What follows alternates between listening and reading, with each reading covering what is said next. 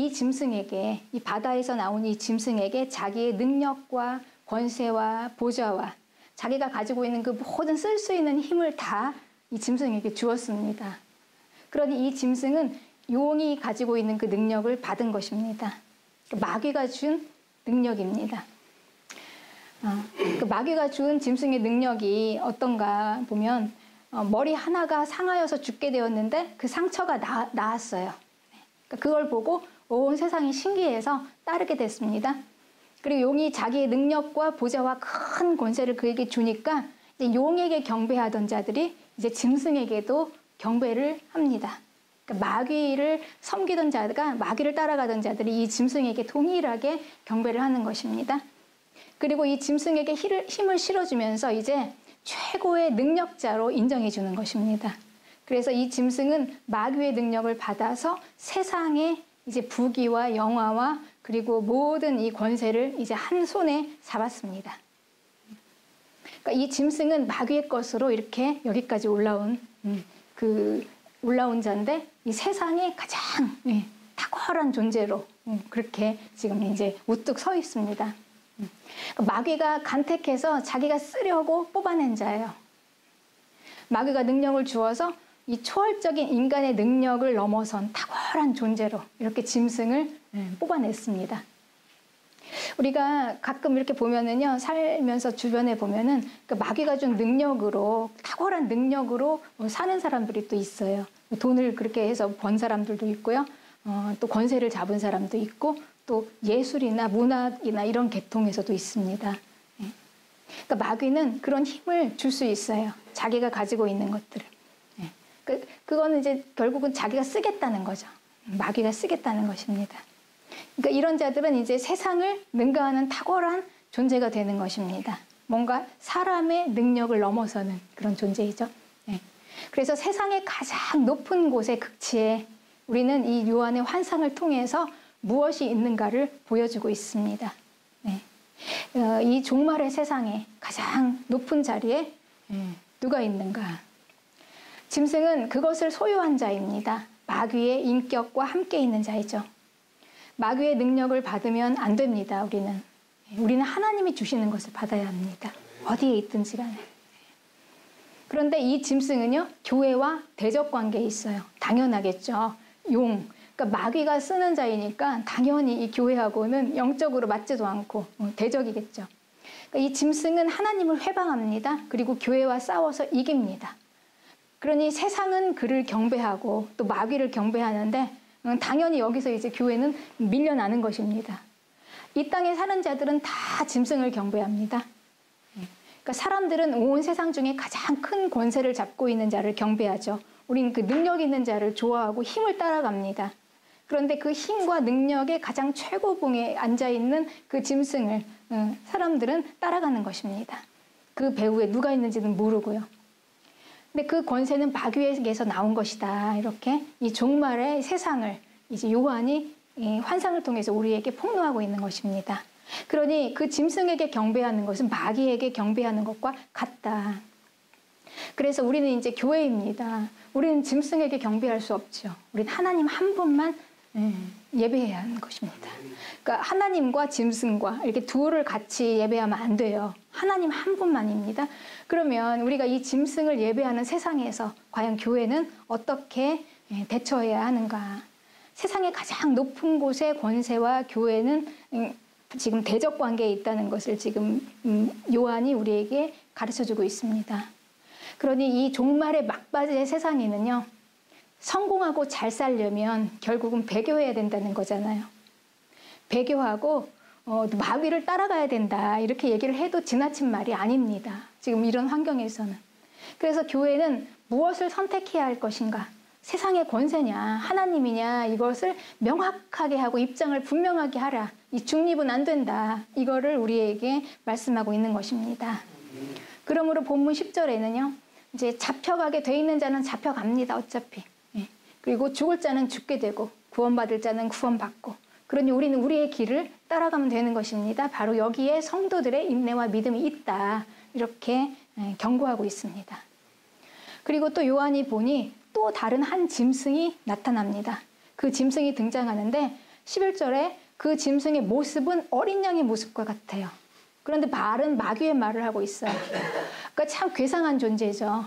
예수님을 위장하고 예수님으로 모방을 했는데 이 존재는 마귀인 것입니다. 그러니까 모습은 아무리 위장하고 그럴듯하게 하지만 말은 속일 수가 없습니다. 속에서 나오는 거기 때문에 숨길 수 없죠. 근데 그 짐승은 이적을 행합니다. 그러니까 두 번째 짐승도 마귀가 준 능력으로 보이는 이적이에요. 그래서 그 이적으로 세상을 미혹해요. 속이는 것입니다. 불이 하늘로부터 땅으로 내려오는 권세를 보이면서 속이기도 하고요. 그리고 그 자기가 받은 그 권세로 사람들을 다 속여가지고 미혹해서 이제 첫째 짐승, 그 짐승을 경배하도록 막 몰아가는 거예요. 그래서 사람들에게 그의 우상을 만들라. 그리고 그 우상에게 또 생기까지 불어넣습니다. 마귀의 능력으로요. 이건 하나님의 능력으로, 그 하나님의 생명이 아니라 마귀의 능력으로 거기에 생기를 불어넣어요. 그러니 우상이 막 살아나잖아요. 그러니 사람들이 얼마나 기이하게 생각하겠습니까? 그래서 이 마귀의 능력으로 이 우상을 만들고, 그리고 그 우상에 생기를 불어넣고, 또 그거를 짐승을 경배하게 하고, 그렇게 해가지고 결국은 그 우상을 경배하지 않는 자는 다 죽입니다. 그리고 이제 그것만 하는 게 아니고요. 이 오른손과 이마에 짐승의 이름이 있는 그 표를 받게 합니다. 그러니까 그 표가 없으면 매매를 못하게 한다라고 되어 있죠. 매매. 그러니까 사고 파는 거.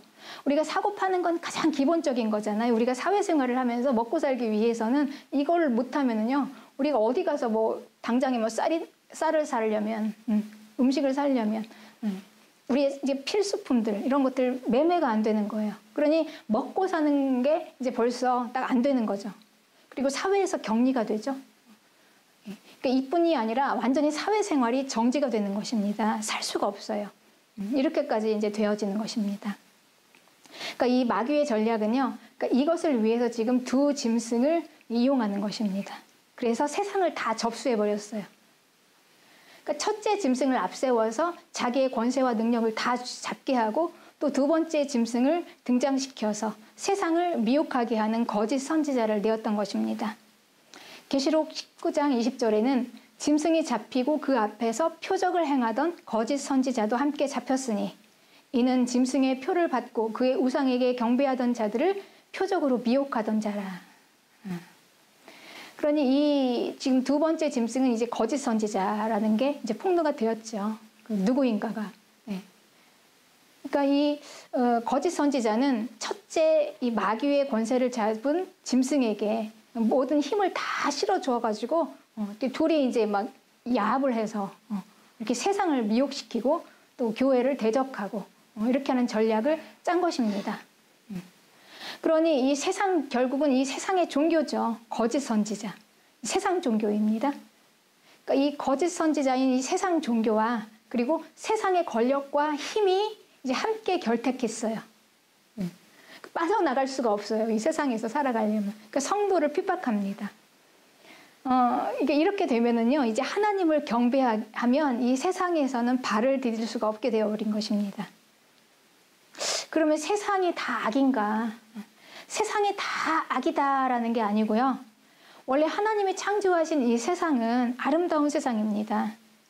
그런데 이 마귀가 다 접수해버린 거예요. 그러니까 자기의 이 권세와 힘을 가지고 그것으로 성도를 공격하는 것입니다. 그래서 이 땅을 완전히 다 망가뜨려버린 것이죠. 이게 바로 이제 하나님의 심판의 원인이 또 되는 것입니다. 세상 권세로 얼마나 교회를 공격하는가. 이거를 알고 교회는 잘 이제 대처해야 하는 것입니다. 그러니까 결국 마귀를 경배하지 않으면은 살 수가 없도록 이제 해버렸잖아요. 그러니까 얼마나 정신을 바짝 차려야 할 것인가.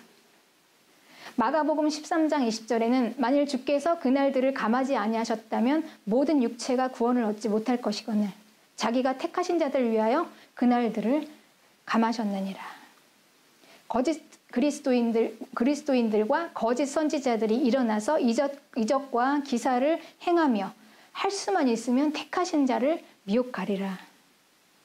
그리고 너희는 삼가라. 내가 모든 일을 너희에게 다 미리 말하였다. 이렇게 기록되어 있습니다. 그러니까 우리는 이걸 잘 알아야 합니다.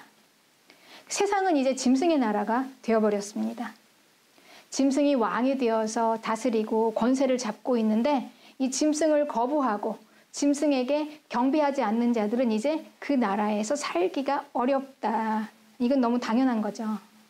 그러니 이 땅에서 잘 살려면 짐승에게 경배해야 합니다. 마귀를 거부하고는 잘 살 수가 없게 돼버린 것입니다. 그러니까 하나님을 경배하는 그리스도인은 이런 세상에서 이제 잘 살 수 없다는 결론이 나오는 것입니다. 교회는 이 말씀 앞에서 이제 이런 질문을 받게 됩니다. 세상에서 잘 살 것을 포기할 준비가 되어 있는가? 이게 이제 우리에게 지금 요한의 환상을 통해서 질문하는 것입니다. 이 두 짐승과 표, 이걸 정리해 보면은요, 우리는 이게 구체적으로 이건 뭐다라고 말하기에는 좀 무리가 있습니다.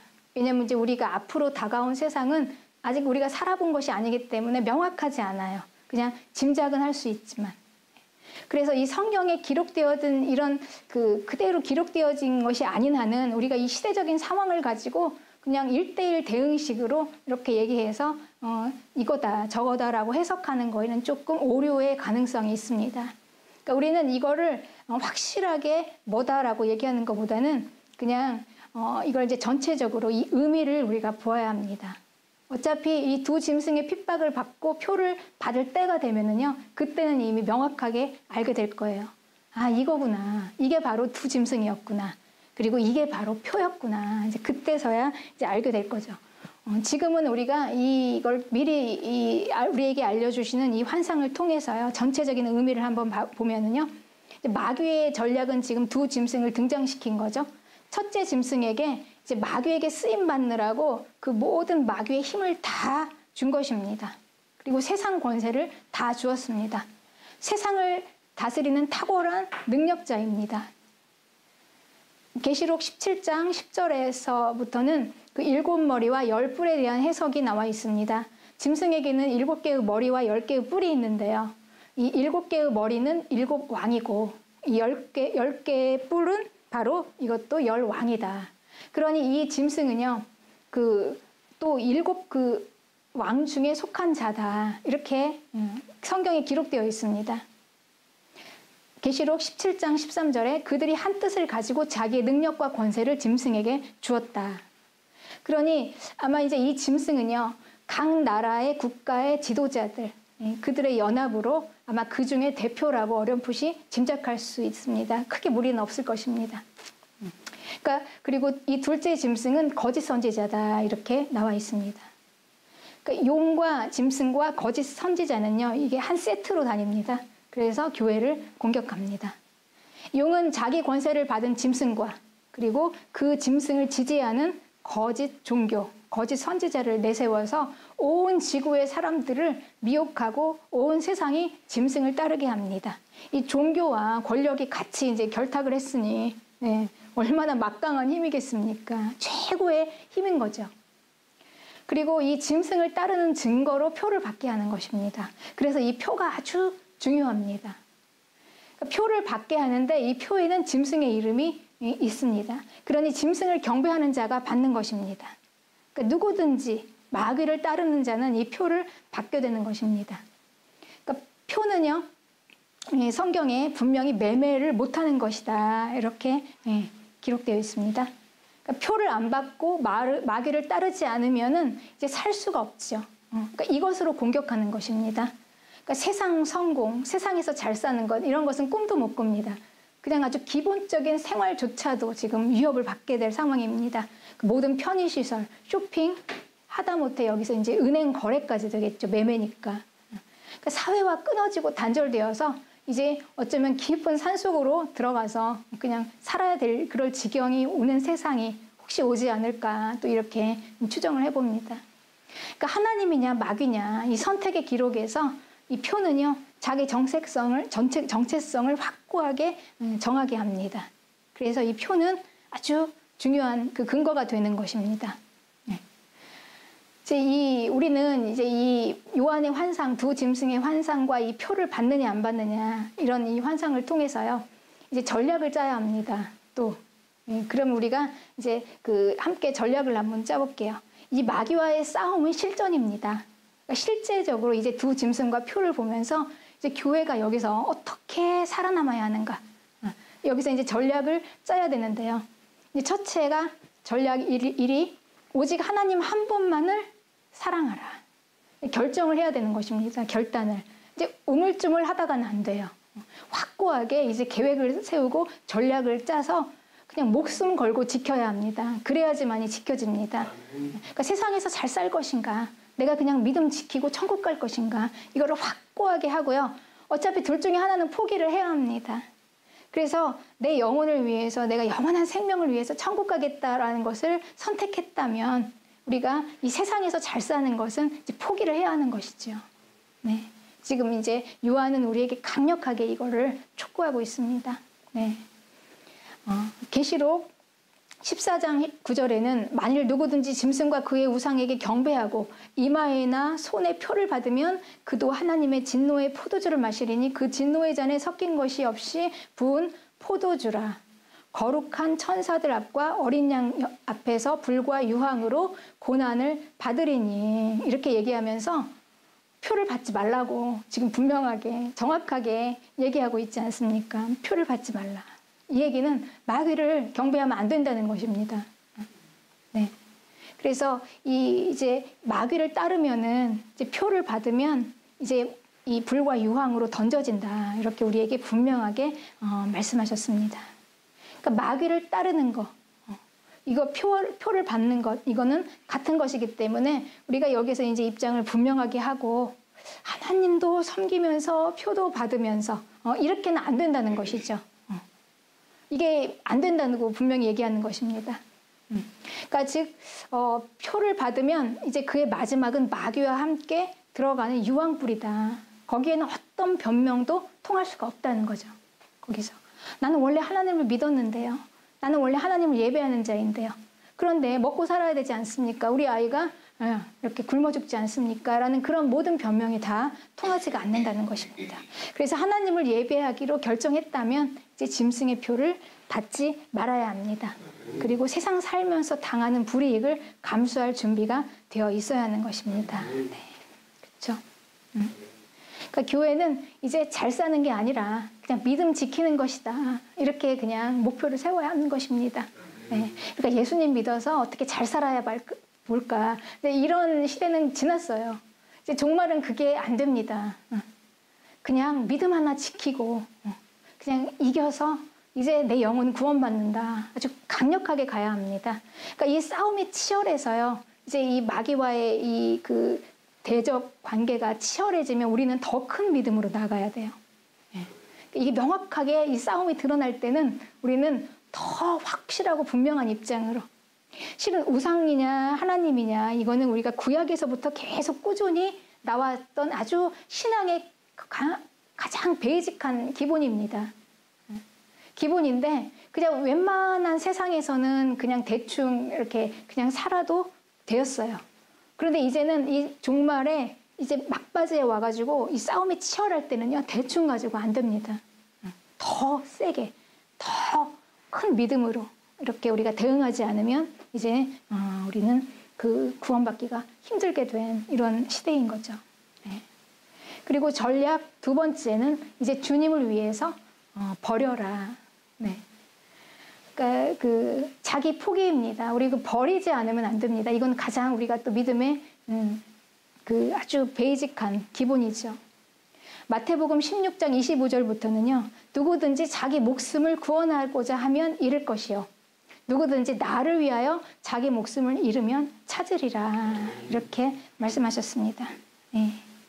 그러니까 우리가 아무리 그냥 우리 목숨을 건지려고 잘 살아보려고 막 발버둥하면 그렇게 되면 이제 우리는 영원한 생명을 얻지 못한다는 것이죠. 그렇지만 예수님을 위해서 우리가 그냥 다 버려버리는 거예요. 그냥 다 버리기로 결단하고 그냥 버리는 겁니다. 어쩔 수가 없습니다. 그냥 다 버리는 거예요. 우리의 뭐 기득권도, 뭐 세상에서 편한 것도, 그러니까 모든 거, 우리가 원하는 거, 이런 거를 나를 다 버리는 것입니다. 그랬을 때 사람이 만일 온 천하를 얻고도 자기 목숨을 잃으면 그게 무엇이 유익하냐. 가장 중요한 것은 무엇으로 내 목숨과 바꾸겠느냐. 그리고 예수님께서는요, 인자가 아버지의 영광으로 그 천사들과 함께 오리니 그때 각 사람의 행한 대로 갚으리라 라고 우리에게 분명히 말씀을 해주셨어요. 그래서 나중에 우리가 이제 주님 앞에 가서 어떻게 변명할 말이 없어요. 이래서 그랬습니다. 저래서 그랬습니다. 분명히 우리에게 들려주셨습니다.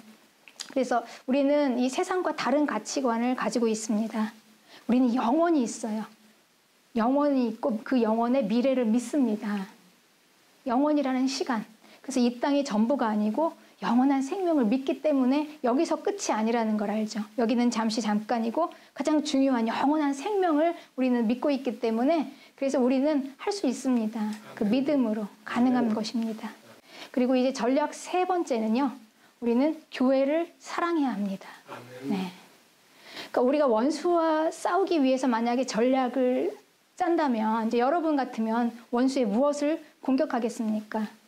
핵심은 상대의 가장 좋은 것을 빼앗겠죠. 가장 값지고 귀한 것. 마귀는 우리의 구원을 빼앗습니다. 그러니까 성도의 구원을 빼앗기 위해서 믿음을 공격하는 것입니다. 성도 한 사람 한 사람 한 사람 이렇게 공격하는 것보다는요. 아예 통째로 교회를 공격하는 게 더 빠르겠죠. 교회 하나 무너뜨리면요. 한꺼번에 많게는 수천부터 수백까지 단번에 죽일 수가 있습니다. 그래서 구원을 위해서 교회를 무너뜨립니다. 이게 마귀의 전략입니다. 근데 교회를 무너뜨리기 위한 가장 큰 결정적인 한 가지 방법이 바로 무엇일까요? 리더를 공격하는 것입니다.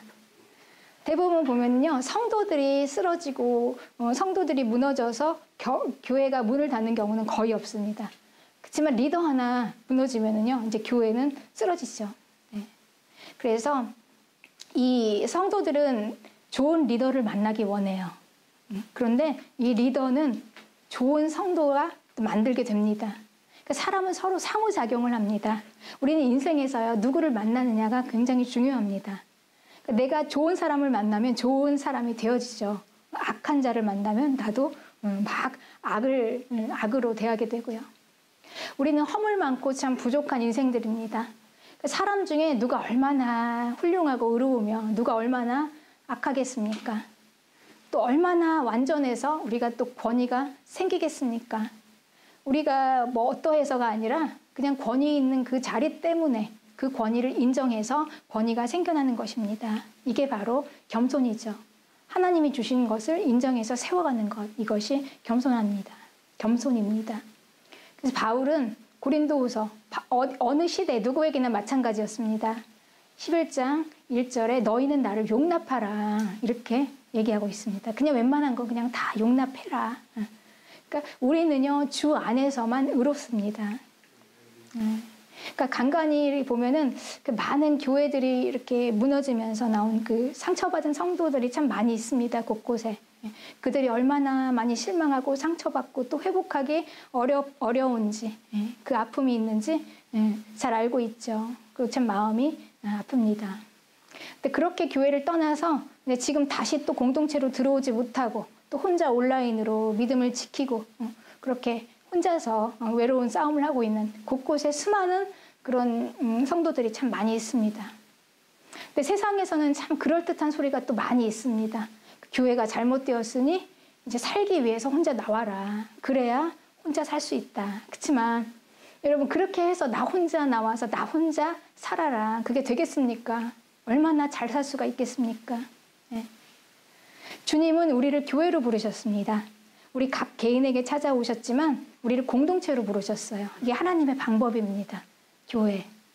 그러니까 이 교회는 주님의 소망이고 꿈이고 또 비전입니다. 그런 이 교회를 누가 감히 건들 수가 있겠습니까? 아무도 그럴 수가 없습니다. 교회는 반드시 승리합니다. 이길 수 있습니다. 우리는 요한의 환상에서 그것을 보고 있습니다. 우리의 싸움은 아주 명확합니다. 우리의 싸울 대상이 누구인가 이걸 분명하게 인지하고요. 우리는 다시 일어서서 마지막 한 번 더 힘을 내서 다시 공동체로 들어가서 함께 힘을 합해서 교회를 세우고 사랑하고 지키고 이렇게 하시기를 이게 얼마나 복된 것인지 우리가 요한의 환상을 보았습니다. 이렇게 되어지시기를 주님의 이름으로 권고합니다.